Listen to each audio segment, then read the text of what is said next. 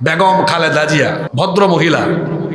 আপনারা বলেন তো, বলেন যাদের বয়সও হয়েছে, যাদের বয়স কম, সবাই বলেন এই মহিলার মুখ থেকে আপনারা কোনোদিন আলেমুল আমাকে কটাক্ষ করে বা ইসলামের শান মান খাটো করে বক্তৃতা বাবা আপনি শুনছেন কোনোদিন? আমার বুঝ হওয়ার পরে আমি শুনি নাই, বরং আমি শুনছি এরকম কথা। ওই বালুর ট্রাকের কাহিনী মনে আছে আপনাদের? উনি বের হয়ে ওই দিন একটা বক্তব্য দিয়েছিলেন, আলেমদের এতিমদের উপরে নির্যাতন করেছে, আলেমদেরকে কারাগারে ভরে রেখেছে, আলেমদের চোখের পানি অভিশাপ হয়ে আল্লাহর গজব পড়বে বলছেন না? আজকে যারা বিএনপি করেন তাদেরকে আমি বলবো, সবাই না, বিএনপি করে এমন কয়েকজন এখন ফ্যাসিবাদী কায়দায় কথা বলে, ভারতীয় বয়ানে কথা বলে। আপনার নেত্রীর কাছ থেকে কথা বলার তরিকা শিখেন। আপনার নেত্রী সারা জীবন আলেমুল আমাদেরকে সম্মান করেছেন, আলেমদের সাথে পরামর্শ করে কাজ করেছেন। আজকে তারই প্রতিষ্ঠিত, তাদেরই চালানো দলে কিছু লোক বের হয়েছে ইসলাম বিদ্বেষী। এরা বিএনপি প্রেমী নয়, ওরা হলো ভারত প্রেমী, ওরা ভারতের পাঁচটা গোলাম। জনাব তারেক রহমানকে বলবো, আপনার দলের এই পাঁচটা গোলাম, ভারতীয় গোলামদেরকে একটু চিহ্নিত করেন, নইলে আপনিও এদের কাছে হেফাজত থাকতে পারবেন না। তো বেগম খালেদা জি আলেমদেরকে সম্মান করেছেন, এজন্য দেখবেন বাংলাদেশের সব আলেম তার জন্য দোয়া করে। আরেক মহিলা ছিল আমাদের দেশে, দাজ্জাল মার্কা মহিলা, হুজুর দেখলেই কয় জেলে ঢুকা, হুজুর দেখলেই রাজাকার, হুজুর দেখলেই স্বাধীনতা বিরোধী।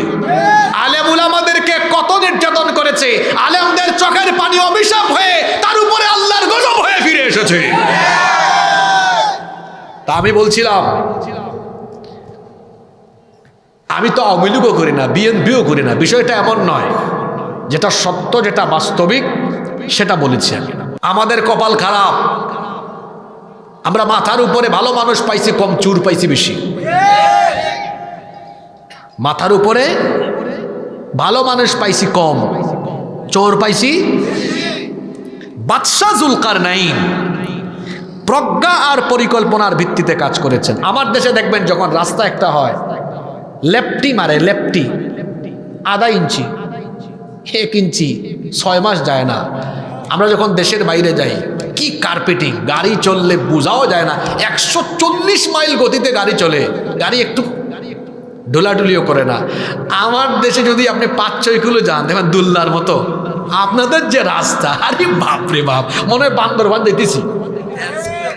শোনেন, আমি ভাবতেছিলাম আসার সময় আমি না হয় একদিন আসতেছি, আহারে আমার মা বোনদের কত কষ্ট, অসুস্থ মানুষদের কত কষ্ট, প্রেগনেন্ট মহিলা, সন্তান সম্ভবা নারী হাসপাতালে যাবে কেমনে?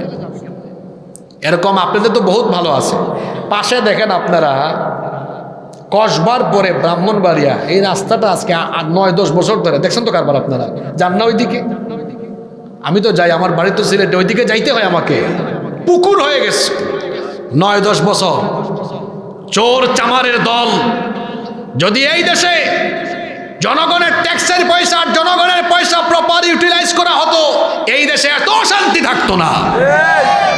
এই জন্য এই দেশ পরিচালনার জন্য আমার ভাই ইয়াহিয়া তাকি, সেও তার বক্তৃতায় বলেছে, আল্লাহর বিধানের ভিত্তিতে যখন শাসন কার্য পরিচালনা হবে, দুর্নীতি থাকবে না, তখনই একটা দেশ সোনার দেশে পরিণত হবে। এজন্য আমরা কোরআনের শাসনের জন্য একমত হয়ে যাব, ঐক্যবদ্ধ হয়ে যাব ইনশাআল্লাহ। দেখছেন ঘটনাটি এমনি এমনি বলি নাই, 4টা শিক্ষা বলছি। নাম্বার 5 নাম্বার, মানুষ যখন তার কাছে সাহায্য চাইল, তখন তিনি আল্লাহর সাহায্য চাইলেন, আল্লাহর উপর ভরসা করলেন। মুসলমানরা এমনই হবে, তারা কোনো কথা কাজ কোনো কিছু করলে তাওয়াক্কুল, আস্থা থাকবে কার উপরে?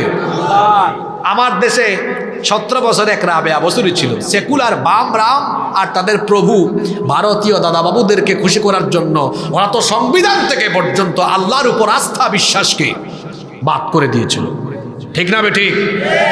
এটাকে সংবিধানে অ্যাড করেছিলেন শহীদ প্রেসিডেন্ট জিয়াউর রহমান।